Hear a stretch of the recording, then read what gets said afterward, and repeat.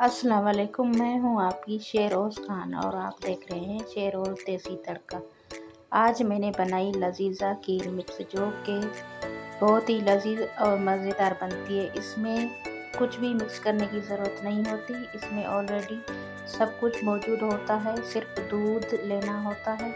मैंने यहाँ 1.5 किलो दूध लिया था और उसमें एक साशे मैंने मिक्स कर दिया था। और मेरे घर वालों को मीठा ज़्यादा पसंद है, तो मैंने 3-4 चम्मच जो थे चीनी के डाले थे और कुछ भी ऐड नहीं किया था।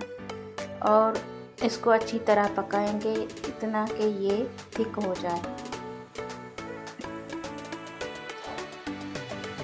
अच्छे तरीके से पकाना है हल्की आंच पे। यहाँ पे मैंने जो थी 2-3 चम्मच चीनी के ऐड किए थे, कि मेरे घर वालों को थोड़ा मीठा ज़्यादा पसंद है। और अच्छे तरीके से मिक्स किया। इसको हल्की आंच पे पकाते रहना है जब तक कि ये गाढ़ी नहीं हो जाए। और चैनल पे अगर आप नए हैं तो लाइक शेयर करना ना भूलिएगा और बेल आइकन मस्ट प्रेस कीजिएगा, ताकि हर नोटिफिकेशन आपके पास बर वक्त मौजूद हो।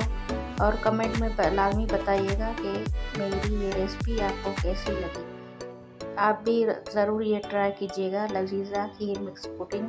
ये बहुत ही लजीज होती है, इसका नाम ही लजीज है, तो ये कैसे लजीज नहीं होती। ये बहुत ही लजीज बनती है, बच्चों और बड़ों की फेवरेट है।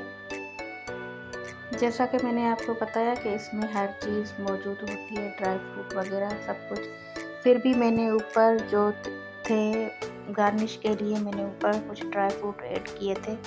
उसमें बादाम थे, खोपरा था और कुछ बादाम पिस्ते वगैरह थे, वो मैंने ऐड कर लिए थे। आपका दिल करे आप भी ऐड कर सकते हैं।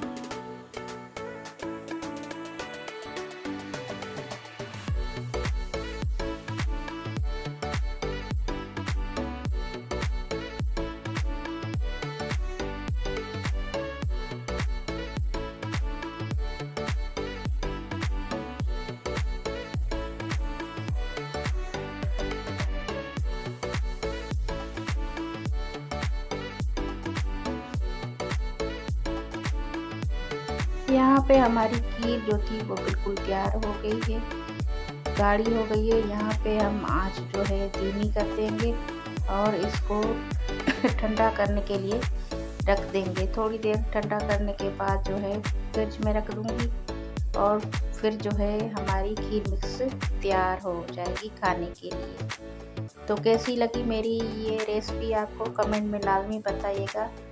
और हाँ, लाइक शेयर करना ना भूलिएगा, चैनल को सब्सक्राइब करना ना भूलिएगा, बेल आइकन मस्ट प्रेस कीजिएगा, ताकि हर नोटिफिकेशन आपके पास बर वक्त मौसूल हो। तो इजाज़त दीजिए, अल्लाह हाफिज़, दुआओं में याद।